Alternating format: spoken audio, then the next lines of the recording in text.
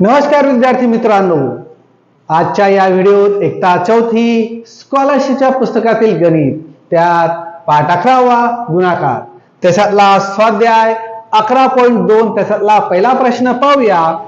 सर्वात मोठी 3 अंकी संख्या व सर्वात लहान 2 अंकी संख्या यांचा गुणाकार किती येईल। आता सर्वात मोठी 3 अंकी संख्या म्हणजे 999 आणि सर्वात लहान 2 अंकी संख्या म्हणजेच 10।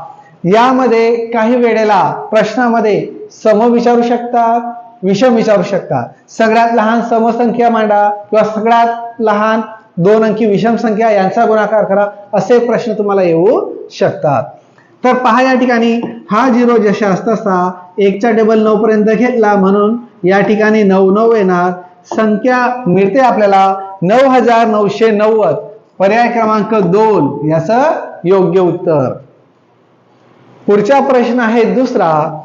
एका बागेत एका रांगेत 32 रोपे लावली आहेत, अशा 125 रांगांमध्ये एकूण किती रोपे लावता येतील।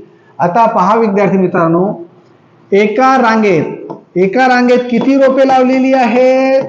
32। अशा किती रांगा आहेत? 125। अशा 125 रांगा आहेत।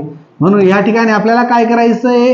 एकूण किती, म्हणून या ठिकाणी 125 गुणिले 32 म्हणजे आपलं योग्य उत्तर मिळेल।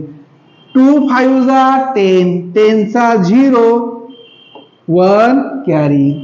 2 2 जा 4 आणि 1 5, 2 1 जा 2, ही संख्या झाली म्हणून इथं 0। 3 5 जा 15, 15 चा 5, 1 कॅरी। 3 2 जा 6 आणि 1 7, 3 1 जा 3, यांची करूया बेरीज। काही विद्यार्थी सेमी इंग्रजीचे पण व्हिडिओ पाहणार आहेत, म्हणून मी या ठिकाणी अंक टेबल घेताना इंग्लिशचे घेतले। 0 0 0, 5 आणि 5 10, 10 चे 0, चला 1, 7 आणि 2 9 आणि 1 10, 10 चे 0, पुन्हा चला 1, 3 आणि 1 4। पर्याय क्रमांक 1 याचं योग्य उत्तर। प्रश्न तिसरा। एका टेबलाची किंमत 780 आहे। अमितने त्याच्या वर्गासाठी अशी 6 टेबले खरेदी केली, तर त्याने एकूण किती रकमेची टेबले खरेदी केली? 680 एका टेबलची किंमत, असे किती टेबल घेतले? 6। हा 0 जसास तसा। 6 8 जा 48 म्हणजे 6 चा टेबल 8 पर्यंत घेतला तर किती होतात? 48। त्याचे 8 4 चला 6 6 36, 6 6 जा 36 आणि त्याचा 4 मिळवले तर होतात 40। 4080, 4080 पर्याय क्रमांक 1 याचं योग्य उत्तर। पुढचा प्रश्न आहे चौथा। त्या अगोदर व्हिडिओ नवीन असणार तर व्हिडिओला लाईक आणि सबस्क्राईब करायला विसरू नका। आणि व्हिडिओ कुठून, कोणत्या शहरातून, कोणत्या खेड्यातून बघतायत तेही मला कमेंटमध्ये कळवा, म्हणजे माझा व्हिडिओ तयार करण्याचा उत्साह आणखी वाढेल। प्रत्येकी किंमत 45 याप्रमाणे 2.5 डझन वयांची एकूण किंमत किती होईल? या ठिकाणी एकूण एका वयाची किंमत 45, अशा किती आहेत? 2.5। मग 2.5 तुम्ही या पद्धतीने लिहितात, 2.5 डझन। मग एका डझन मध्ये 12 वह्या येतात, मग 2 डझन मध्ये किती वह्या झाल्या? 24। आणि याचा जर हाफ केला तर किती होतात? 6। मग ते 6 याच्यात मिळवायचे। 24 आणि 6 30, मग ह्या ठिकाणी 30 ने त्याला गुणणार। हा 0 जसास तसा। लक्षात ठेवायचं, 0 आला की त्याला लिखाण लगेच करून घ्यायचं। 3 5 जा 15, 15 चे 5, 1 कॅरी। 3 4 जा 12 आणि 1 13 म्हणजे 3 चा टेबल 5 पर्यंत घ्यायचा। 3 5 15, 1 हात चला 3 चा टेबल 4 पर्यंत घ्यायचा। 3 चौक 12 आणि 1 13, 1350, 1350 पर्याय क्रमांक 1 याचं योग्य उत्तर. पुढचा प्रश्न आहे 5वा. रोहा ते गोवा ट्रेन तिकिटासाठी प्रत्येकी 885 लागतात, तर 25 व्यक्तींच्या तिकिटासाठी किती रुपये लागतील? आता रोहा ते गोवा ट्रेन आहे, त्याला एका जणाला किती? 885. याप्रमाणे किती तिकीट काढली? 25. म्हणून आता काय करणार? 25 ने त्याला भाग देणार. 5 5 5 25, 25 चा 5 आणि 2 हातचाला. 5चा टेबल 5 8 म्हणजे 5चा टेबल 8 पर्यंत घेतला तर 40.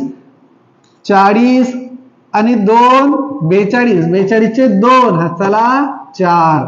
पुन्हा 8चा टेबल घ्या किंवा 5चा टेबल 8 पर्यंत 40 आणि 4 44. ही संख्या सोडवली गेली म्हणून इथं 0. 2चा टेबल 5 पर्यंत. 2 5 10, 10 चा 0, एक पुन्हा चला कॅरी. 2 8 16, 16 मध्ये 1 मिळवला, 17 चा 7, 1 कॅरी. पुन्हा 2चा टेबल 8 पर्यंत. 2 8 16 आणि 1 17. आता यांची करायची बेरीज. 5 0 5, 2 0 2, 7 आणि 4 11, 11चा 1, 1 हातचाला. 7 आणि 1 8, 8 आणि 4 12, 12चे 2 हातचाला 1, 1 आणि 1 2. 22,125. पर्याय 1 नाही 2 नाही, 22,125. पर्याय क्रमांक 3 याचं योग्य उत्तर. पुढचा प्रश्न 6वा. प्रजासत्ताक दिनी ध्वजावंदनासाठी शिवाजी मैदानात जमलेल्या विद्यार्थ्यांच्या प्रत्येक रांगेत 35 विद्यार्थी याप्रमाणे 28 रांगा केल्या तर एकूण किती विद्यार्थी मैदानात जमले होते? 35 गुणिले 28. सोपा गुणाकार आहे, सोडवणार? सोडवा. हा तुम्हाला HW आणि उत्तर मला कमेंट मध्ये कळवा. पुढचा प्रश्न आहे 7वा. पुढील पैकी कोणते विधान चुकीचे आहे? पहिलं, कोणत्याही संख्येला शून्याने गुणल्यास गुणाकार 0 येतो. कोणत्याही संख्येला. आता 3 घ्या, 3ला जर शून्याने गुणलं तर उत्तर काय होईल? 3 येईल का? तर नाही. नियम आहे पुस्तकात दिलेले. तर कोणत्याही संख्येने जर शून्याने गुणलं तर उत्तर काय येतं? 0. म्हणून हे काय आहे? बरोबर. आपल्याला काय सांगितलंय? चुकीचं. पुढचं दुसरं. कोणत्याही संख्येला 1 ने गुणल्यास गुणाकार तीच संख्या असते. आता या ठिकाणी 4ला जर 1 ने गुणलं तर इथं काय येणार? 1 येणार का? नाही. तर एकाचा टेबल 4 पर्यंत गेला तर काय येणार? 4. इथं ते सांगले कोणत्याही संख्येला एकाने गुणल्यास उत्तर तीच संख्या येते लक्षात. म्हणून हे पण बरोबर आहे. पुढचं पाहूया. तिसरं, गुण्य व गुणक यांच्या स्थानांची अदलाबदल केल्यास उत्तर बदलते. आता गुण्य घेऊया 2, गुणक घेऊया 3.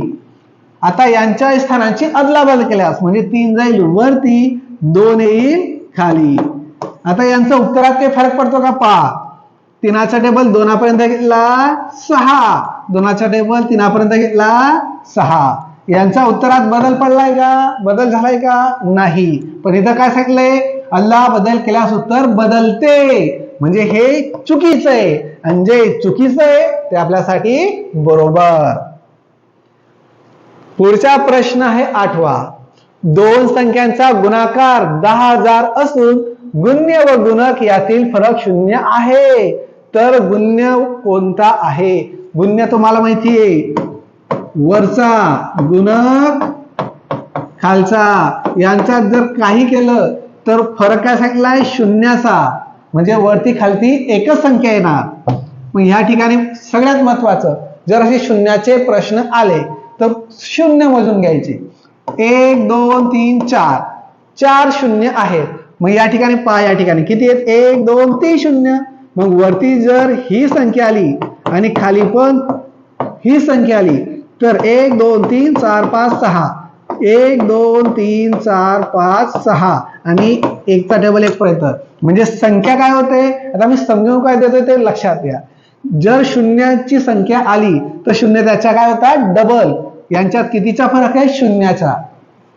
3 आणि 3 6, इथं किती आहे 4. मग ह्या पद्धतीने तुम्ही लवकर उत्तर शोधू शकता, म्हणजे लगेच बघितल्या क्षणी तुम्हाला कळेल 3च्या दुप्पट 6, इथं 4 येणार नाही. 2च्या दुप्पट 4, अरे इथं 4 इथं 4, उत्तर मिळालं. पहा या ठिकाणी 100 गुणिले 100, 1 2 3 4, 1 2 3 4, एकचा डबल 1 पर्यंत 1, हे मिळाले 10,000, म्हणून पर्याय क्रमांक 2 याचं योग्य उत्तर. ह्या पद्धतीने तुम्ही सोडवू शकता. पुढचा 9वा प्रश्न आणि ह्या स्वाध्यायातला शेवटचा प्रश्न. पोलिओ लसीकरण मोहिमेअंतर्गत प्रत्येक दिवशी 850 लसींचे उद्दिष्ट ठेवण्यात आले. उद्दिष्ट ठेवण्यात आले म्हणजे काय, त्या दिवशी 850 विद्यार्थ्यांना पोलिओचं लसीकरण व्हायला हवं. 15 दिवसात किती बालकांना पोलिओचा डोस दिला जाईल, 15 दिवसाचं आपल्याला काढायचंय. म्हणून या ठिकाणी 850 गुणिले 15, उत्तर सोडवता येईल. उत्तर सोडवा आणि कमेंट मध्ये मला याचं उत्तर कळवा. म्हणून तुम्हाला हा HW म्हणजे हा व्हिडिओ अजून आपल्याला जितका छोटा करता येईल मी तितका छोटा तयार केला. चला विद्यार्थी मित्रांनो, धन्यवाद. भेटूया उद्याच्या दिवशी पुढच्या व्हिडिओमध्ये.